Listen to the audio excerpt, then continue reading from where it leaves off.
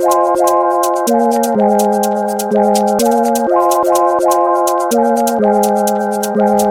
everyone, welcome to Planet Decolonized.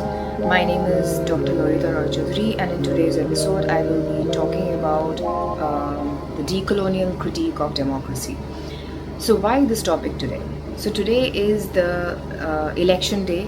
I am based in my home city in Kolkata in India, and today is the state level election at in West Bengal. So it's not the national election for just for the global context, and I just cast my vote to choose the political party that I wish to win. This episode is about offering a critique of mainstream representative democracy as we know, which is also known as competitive democracy. So why do we need a decolonial critique? So I think in one of the episodes, I think the episode on the carceral state, I touched upon the question of how post-colonial countries that are built within the nation-state model have structurally and fundamentally failed its minorities. In India, the minorities are the communities belong to Dalit groups, who are the most disenfranchised caste groups, because India and the Hindu communities have a very hierarchical and oppressive caste-based system that systematically marginalizes people who are the least privileged in the caste hierarchy. So India has also failed its Muslim citizens or communities belonging to the Islamic religion, and one of the reasons this has happened, despite India's constitutional structure being secular, meaning the state does not see the citizen through any religious eyes. The state has no religion. The state is neutral. So the state is secular. So despite the post-colonial constitutionality of India being secular in nature, it has systematically failed its minorities, and it continues to fail, especially through accelerated fascism that is happening under the rule of contemporary Hindu right-wing political party, which is the Bharatiya Janata Party. And they are fascists, but also they are capitalists, because their ideology is based on Hindutva, which is nothing but looking at the Hindu Brahmins as a superior race, and at the same time it completely relies on extractive capitalism, but at a very accelerated rate. Many scholars call the contemporary BJP run or the contemporary Hindu right-wing run governance as Hindutva capitalism, because it's the ideology is based on rebuilding India as a Hindu nation, but also doing so through massive violent forms of extractive capitalism. So many minorities and many people have been failed by the democratic or by the popular representative democratic structure, and this existed despite even before the BJP government in place. And it's a structural issue. I mean, of course, it is aggravated by the Hindu fascist or the Hindu right-wing party. So the main reason behind this failure is the concept of the nation state, and the popular notion of nation state being a state that identifies the idea of nationalism and nationality, or one single community based on one single identity. And this concept of nation state is nothing but a colonial artifact. We have inherited this from the British colonizers. The concept of nation state also came with a form of constitutionalism that understood democracy as representative democracy. And now, what is conventional representative democracy? So, I was reading a paper written by Rubina Rai. This is a very 2025 paper that I read that really aptly captures the failure of representative democracy. And this paper is based in written in Nepal, but so much of it is conceptually and contextually applicable for the Indian context, but also the post-colonial context in so many other countries in the global south. So the paper is titled Beyond Representation, a Decolonial Critique and Reconstruction of Radical Democracy. Now in the paper it's mentioned, the author writes, and I quote, by conventional democracies, we mean systems of competitive representation in which citizens are endowed with political rights, including the rights to speech, association, and suffrage. Suffrage is nothing but voting rights, universal voting rights. So citizens advance their interests by exercising their political rights, in particular by voting for representatives in regular elections. Elections are organized by competing political parties, and electoral victory means control of government, which gives winning candidates the authority to shape public policy through legislation and control over administration. End quote. So this is what popular democracy is. It is based on elected representatives who are elected through the process of elections. They are elected by citizens, and in turn these representatives pass laws. They make laws that govern the Indian citizens, and that is the classical structure that we have today. Now the question is this really democracy? And so many, if you speak to ordinary people, they are like, the democracy has failed. Democracy is not for ordinary people. In some ways, most people you talk to will reflect on how democracy has failed, despite the term being a very broadly conceived term. It's just that the mainstream understanding of democracy is representative democracy. Now, what is the problem? So the main problem is the notion of democracy that we have today is not deep enough. In the sense, it is not the notion of the kind of participation, the depth of participation that the current form of democracy comes with is very narrow. I mean, there is no depth to it, so it has not reached the grassroots communities. They feel that the system has failed them. That's it. Why are the minorities such as the Dalits and Adivasis not represented? And a lot of it goes back to the notion of modernity and development that is built into the foundation of India's post-colonial state formation, and this notion of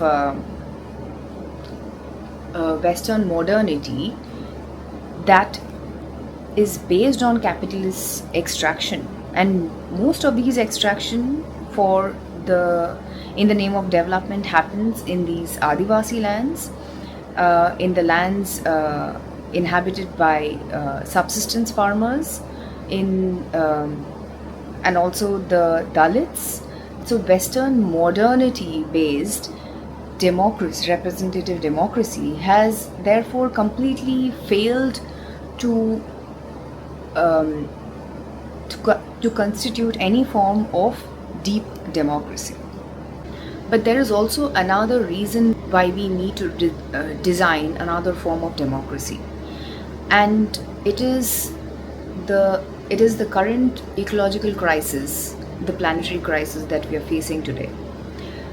If you read most constitutions, you will understand their understanding of nature is is that of an externality. The nature is external to humans, and the humans are at the center, and the nature is just an abstract entity that is supposed to be governed by putting human interests by putting human interests first. And this understanding of nature as an externality within the current framing of the constitution, or within the current framing of democracy embedded within that constitution, is problematic. Without a healthy ecosystem, human sustenance, human survival itself is an unimaginable question. You can't just Humans will not be able to survive if nature is not healthy. So what this author argues is a radical form of democracy that is far more deep than what we have today, and deep in the sense of far more penetrative, penetrating into the deep into the social structure, so that the disenfranchised minorities such as the Dalits and the Muslims and the Adivasis, they feel heard, and they feel like they are participating in the notion of democracy. So that is what deep democracy is. Now, what is radical democracy?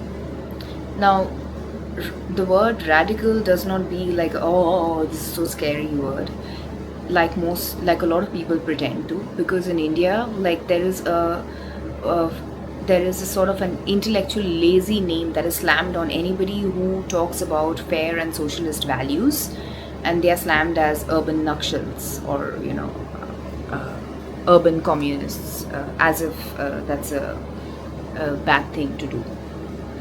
So anyway, so the term radical is derived from the Latin word radix, meaning root. So the author of this paper, author Rubina Rai, argues that radical democracy can then infer to grasp or draw out the root meaning or reach to the core of democracy. So if we talk about radical democracy, then it just means that a form of, or a concept of or a notion of democracy that is able to reach the roots of the society, the grassroots communities. And right now, representative and competitive and mainstream forms of democracy have entirely failed those communities, Adivasis, Dalits, and the Muslim communities. That entire secular structure that we talk about is simply a myth. Now, the essence of radical democracy is to deepen and broaden the scope of civic participation, so that the minority groups' interests are represented as much as that of the majority groups.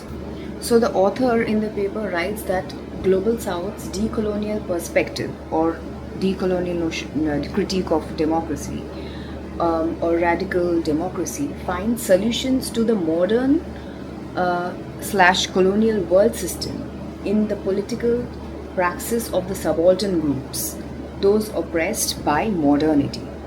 So subaltern groups are nothing but groups who have been historically marginalized through processes of colonial capitalism. So this form of radical democracy is highly local or community-based, grassroots, bottom-up democracy based on long-standing traditions of indigenous communities. There is another key aspect of radical democracy, is that it is sort of an amalgam of multiple worldviews, because the Adivasi worldviews, the Dalit worldviews, your and my worldviews are very different, but we need a system of state that allows for these multiple cosmologies, or these multiple visions, or multiple understanding of nature and reality to be included within the framework of democracy.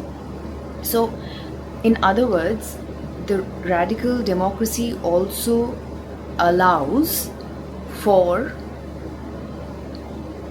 a form of inclusion that does away with the singular understanding of the world. So there is no universal worldview within this framing, because there are multiple cosmologies and multiple dharmas, or whatever you call it, uh, uh, multiple understandings of nature that can be that ought to be included within this notion. So the author writes that for subaltern movements, the shared struggle is for a world in which many worlds fit. That is pluriverse and not just a singular universe. Pluriverse means plural universes, reflecting a desire for more radical democracy and a critique of all forms of singular thoughts. This view suggests a vision of diversality, the existence of several ontologies or worlds, in contrast to the universalist discourses of Eurocentric narratives and imperialist knowledges that assume that the world is one. So the world is one physically, but our understanding of the world, that is our philosophical understanding of the world, are many, and radical democracy is a fertile ground for allowing many worldviews to sit, to have a shared space with each other. To restore the radical possibilities of democracy, the modernity coloniality paradigm then recommends that one should move outside the Western tradition and into the subaltern realm of colonial difference to find alternative forms of political imagination.